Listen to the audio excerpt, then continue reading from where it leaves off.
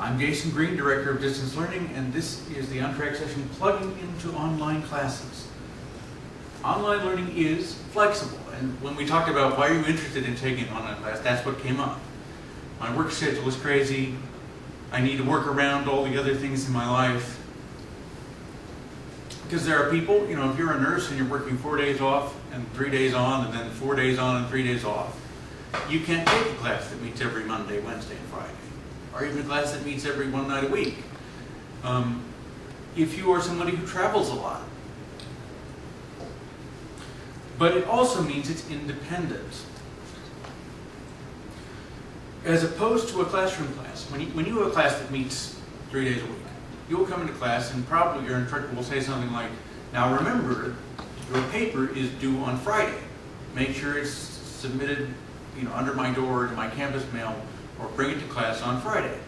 Those kind of reminders aren't as often found in online classes. You'll often have just a course calendar, and the expectation is that you will keep up with that calendar. The calendar will say, this assignment is due the 25th, and then you're expected to keep track of doing it by the 25th. And that actually ends up being a problem for a lot of people who sign up for online classes. And so, one of the things, if you're considering taking an online class, you should really think about either one of these, which seems very, okay, this is an online class, so maybe one of these instead. And the idea of scheduling time to work on your online class. The same way if you had a class that met Tuesday, Thursday at 9 a.m., you would schedule Tuesday, Thursday, 9 a.m. on your calendar, and you'd be in class. You should think about doing the same thing with your online class. Even if that time that you've got scheduled is Thursday morning at 1 a.m., when you know you're going to have everything done. And then you make a commitment to yourself. And so I would encourage you, if you're thinking about this, to plan on scheduling time for your online class. The same way you schedule your regular class or your dentist appointment or taking your car to get its oil changed.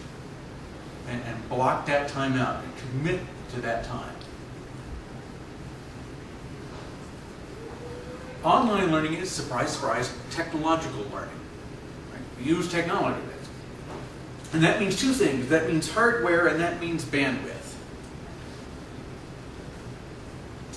I know of people who have taken an online class or attempted to do so on one of these.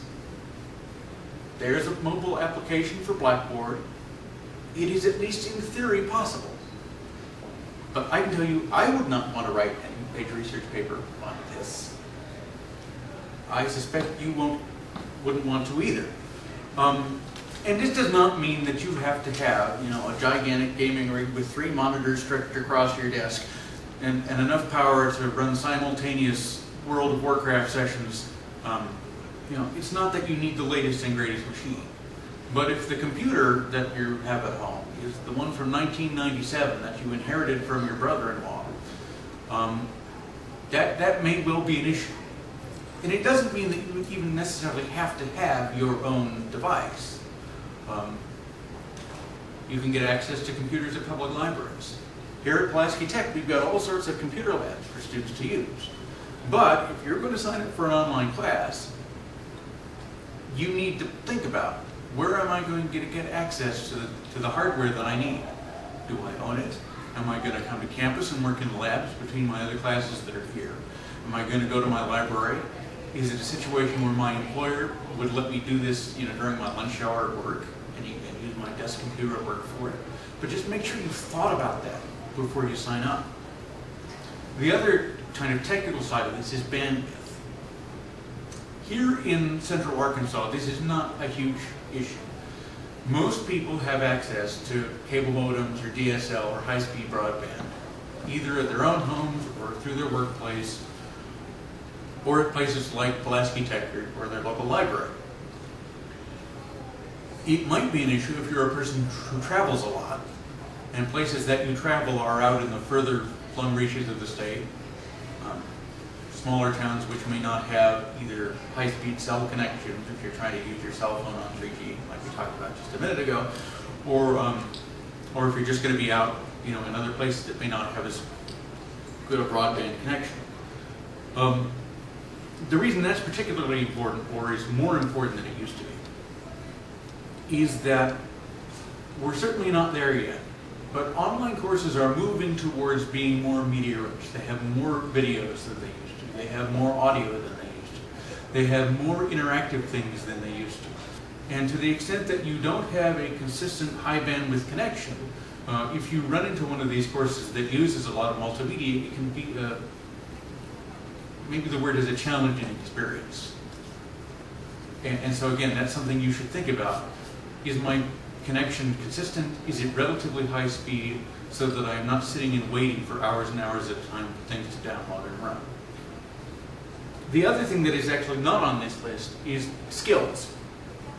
I remember somebody calling a help desk with which I was working at the time. And they said, I've signed up for an online course, and I got my computer, I've opened it, I've taken it out of the box, what do I do now?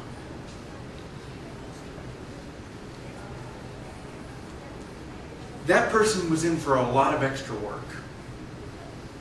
And it is not that you have to be some sort of computer guru who can replace hard drives or program things. And certainly there are resources available to you. We do orientations to Blackboard the week before classes start every semester. You come in for 45 minutes, sit down at a computer and actually do some of the things you're going to have to do in your online classes. There are videos that we provide through the library site that walk you through some of these things in Blackboard. But when you get to that online class, your instructor, who is after all likely not a computer instructor, but an English instructor or a history instructor or a math instructor, is going to expect that you know how to read emails, how to send emails, how to attach things, how to find things on the web, how to enter a web address, a URL into a web browser. And that's going to be backwards since I'm now facing this direction. And they're not going to plan on spending lots of their class time or instructional time helping you sort all that out. Now, as I said, there are resources, both through the distance learning help desk that we provide. There's a Blackboard help desk that has a 24/7 800 number that you can call. But it's advisable that you try to get as many of those issues dealt with before you start your online class, so that you know how to work the system. And you don't end up spending the first 2 or 3 weeks figuring out how to do online classes. And so you can jump right in and spend that first 2 or 3 weeks learning about history or English or whatever it is the class is about. Online learning is literate learning, and what I mean by that is, although there's more audio and video and interactive things than there used to be, an online class is still very much about reading a lot of things. But I would say if you look through our online classes here at Philosophy Tech, you're not going to find lots and lots of online sections that are full of lecture videos. You're going to find lots and lots of online sections that are full of things to read, whether they're things in your textbook, whether they're websites that you're getting sent out to. And so if you're not someone who is comfortable reading a lot of things for class, then that makes the online environment that much more challenging for you. And certainly we're at a point still with online learning where if you take an online class, you should expect to have to read a lot. That's where the world is at the moment. And so if that is for whatever reason either something you don't like to do, or if reading is something that perhaps is not the thing you're best at, that's something you should think about when you think about signing up for an online class. And it might even behoove you, as you think about, do I want to take this class online, to send an email to the instructor and ask about how much reading does this class have, to make sure it's something that you're comfortable with and prepared for. Let's talk about some things that online learning is not.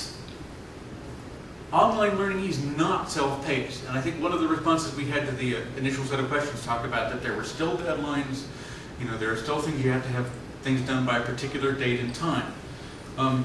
People will sometimes confuse online classes with correspondence classes, where you would submit the assignment whenever you're ready to move on, and then somebody will grade it and send it back to you. This is not that.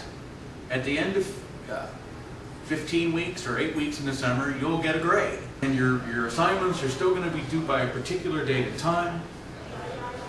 And so in that sense, you still have to manage scheduling and keeping track of due dates as you would in a regular class. And as we talked about, since you're out kind of by yourself, rather than coming into a class 2 or 3 times a week, you have to take much more ownership of managing all of that than you might have to in a regular classroom where someone will tell you, remember, we've got a test on Friday. Online learning is not necessarily easier. You're going to have the same course requirements, you're going to have the same tests, you're going to have the same number of papers and assignments to do. Likely, you're going to have some sort of course discussion board where they're going to give you topics and you have to read things and respond to them and discuss virtually with your classmates those things to parallel what you would do in a regular classroom. Here's a big one. Online learning is not instant. Just because you are online doing your online course at 1:30 a.m. does not mean that your instructor is online waiting with bated breath for your email. And that's something that people have to, I think, get used to in online. Hopefully your instructor will lay out in the syllabus what the expectations are. You know, I'll respond to emails within 24 hours or 48 hours. The corollary of that is that if you wait till hour 35 of the 36 hours the test is open to start the exam, you know, that may be 11 o'clock at night. And if something should perchance go wrong, which it does from time to time, waiting till that last minute to take the test or submit the assignment can put you in a very tight spot. Because while we do have 24/7 help desk support through the 800 number, anything like a test availability or a test that's broken, those folks can't fix, because what you have to do is they're going to refer it to your instructor and tell you to contact your instructor. Because if you need to say to your instructor, if something went wrong, I need an opportunity to take this exam, something broke, your instructor is the one who has to make that decision. And that instructor is not going to be available probably at 11:30 at night when you have, if you wait till the last minute to take that exam. Online learning is not passive. In a classroom, your instructor will likely ask lots of questions. Bob, can you explain to us how to balance this equation? What do you think this poem means, Mary? While some of that will happen in your course discussion boards, it is not nearly as easy for someone to ask a question of the students in an online class as it is in an on-ground class. And so what that means is, if you're having a problem, if there's something that you don't understand, you need to be willing to take the initiative and contact your instructor and say, hey, I'm having problems with this. Help me out. Because it's harder for the instructor to ask you, so you have to be more willing to ask the instructor so that you can get the help you need. The other thing is, in terms of being an active participant in the course, is when you ask a question, try to be specific. And so the more specific a question you can ask at the front end, the more quickly you will be able to get the help you need. And particularly, if you don't hear from an instructor in a day or two, don't just wait for them. Contact the distance learning help desk and say, I sent my instructor something 3 days ago, I haven't heard anything. If you need to, contact the department chair. Because I've seen that too, where somebody will send something and either, it might be that something happened because of a technical glitch or your email didn't go through, and they will just sit and wait for days and days or maybe even weeks for some sort of response. And by the time anybody realizes that something is going wrong, the ship has sailed and it's far out into the ocean and hard to catch. I had a department chair one time, and he had a very good maxim that he said, he did this at the freshman convocation. He said, there is no problem we can't solve if we catch it early enough. And so, especially if you're in an online class, make sure that if you think there's a problem, if somebody's not getting back to you, that you catch it, that you refer it to somebody, either us or the department chair, so we figure out what's going on. And so that we can get you the help you need before the ship has sailed and things are way behind. Now, we actually have 2 or 3 different kinds of online courses here at Pulaski Tech. Most online classes that you take, and the ones that are just labeled online, are what we call asynchronous. That's our fancy word for the day. because you're not online doing the assignment at the same time your instructor is online grading the assignment. And that's what most of our online classes are, where you're just doing things when you want to do them and the instructor is grading them whenever they want to do them. There are also what are called hybrid classes. Those are classes that some of the course is online and some of the class is on campus. Maybe you come once a week instead of twice a week, or maybe you only come once every few weeks. We have some courses like that, and exactly how often you come depends on what course it is. That's not to be confused with what we call regular classes with supplemental shells, which is a regular class that meets all the regular times that a class would meet, but you still use an LMS, Learning Management System, of which Blackboard is one, to do some of the coursework. But the difference in a hybrid is that you actually have less time on campus because you're doing stuff online. And there are also a few of what are called webinar courses. And these are not asynchronous. They're synchronous online classes. So the course is at 6 o'clock on Thursday nights, but instead of having to come up here to North Little Rock, you can sit down at your computer, log into our synchronous course system, and do the class live from wherever you are. A lot of the courses that we have right now that are using that are our paralegal studies program. But so if you see webinar, that's what it means. It means you can do it from wherever you are, but you have to do the course at a particular time. Okay. As you're thinking about taking an online class, here are some questions you should probably ask yourself. Am I comfortable with computers? Am I comfortable with the internet? Am I able to work on my own? That independence we talked about. And am I able to either resolve basic computer issues? Again, we're not talking about replacing parts here. We're talking about, I can't get a web page to load. What can I do? Or do I know how to get help? Whether that's our email, whether that's our local help desk, whether that's the 24/7 Blackboard help desk that you can call the 800 number and get access to. But you need to have a plan for what am I going to do when something doesn't work right. Because as sure as you don't plan for that, something will not work right. And for our local help desk, the best way to reach us is with that email, onlinecourses@pulaskitech.edu, or we are in IT room 303. Our help desk staff are actually in the big glassed-in room at the back of that computer.